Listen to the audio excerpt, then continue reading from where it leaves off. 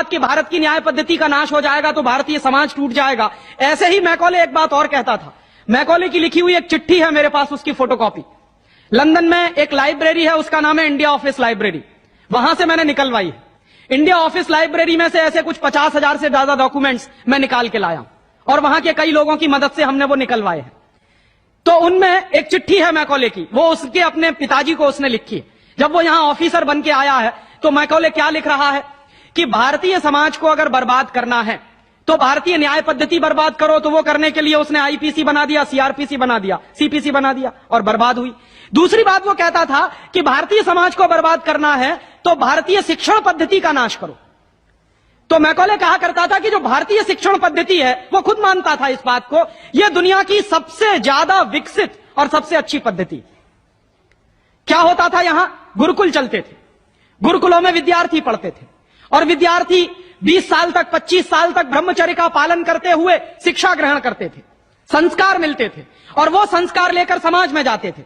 उन्हीं संस्कारों से संस्कृति बनती थी और वही संस्कृति भारतीय संस्कृति कहलाती थी।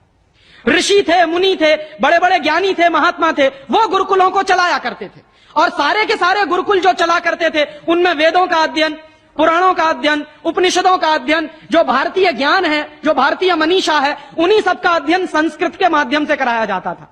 मैकॉले ने क्या किया कि गुरुकुलों का नाश अगर करना है तो उसने एक कानून बनाया। क्या कानून बनाया?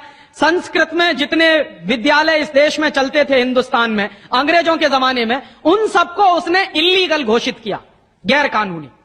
और उसने प्रतिबंध लगा दिया कि संस्कृत भाषा के माध्यम से कोई भी गुरुकुल चलेगा उसको अंग्रेजी सरकार मान्यता नहीं देगी। तो मान्यता किसको देगी? अंग्रेजी के माध्यम से जो कॉन्वेंट स्कूल चलेंगे उनको अंग्रेजी सरकार मान्यता देगी। और उसके लिए बाकायदा उसने कानून बनाया। उस कानून का नाम है इंडियन एजुकेशन एक्ट। और यह इंडियन एजुकेशन एक्ट लागू हुआ 1858 में, आज से लगभग 140 साल पहले। तो 140 साल पहले जो कानून लागू हुआ था अंग्रेजों के जमाने में, वही कानून आज भी चल रहा है। उस कानून के आधार पर मैकॉले ने क्या किया? संस्कृत के माध्यम से चलने वाले गुरुकुलों को बर्बाद कर दिया, कानून बना के उनको बंद करा दिया। जो उनमें अध्यापक होते थे, गुरु होते थे, उनको मार पीट कर अंग्रेजी सरकार जेल में बंद करती थी। जो विद्यार्थी अध्ययन के लिए जाते थे उनको रोक दिया जाता था, उनका अध्ययन ना होने पाए उसके लिए समस्याएं खड़ी की जाती थी। और दूसरी तरफ कॉन्वेंट स्कूल चालू कर दिए और उसमें अंग्रेजी के माध्यम से शिक्षण देना शुरू किया।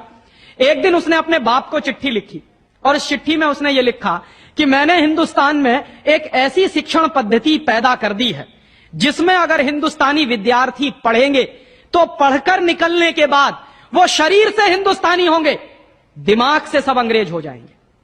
वो देख रहे हैं, अभी देख रहे हैं। तो शरीर से हिंदुस्तानी और दिमाग से अंग्रेज। तो मैकॉले दूसरी बात लिख रहा है उस चिट्ठी में कि जब वो शरीर से हिंदुस्तानी और दिमाग से अंग्रेज हो जाएंगे तो अंग्रेजों के हिसाब से सारे काम करेंगे। और वो विद्यार्थी जब कॉन्वेंट स्कूल में से निकलेंगे तो सबसे ज्यादा गालियां भारतीय संस्कृति को देंगे, सबसे ज्यादा गालियां अपने मां बाप को देंगे। कैसे? मॉम और डैड कह के। डैड माने होता है मरा हुआ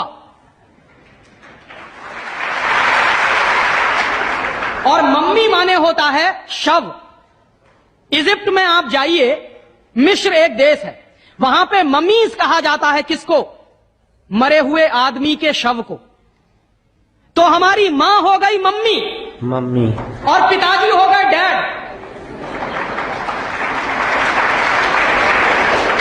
आया कहां से ये?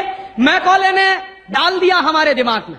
और मैं ये कहता हूं कि मैकॉले तो मर गया, उसका बाप भी मर गया, सब मर गए, भगवान उनकी आत्मा को शांति दे, लेकिन उसकी जो आत्मा है वो हम सब में प्रवेश कर गई है।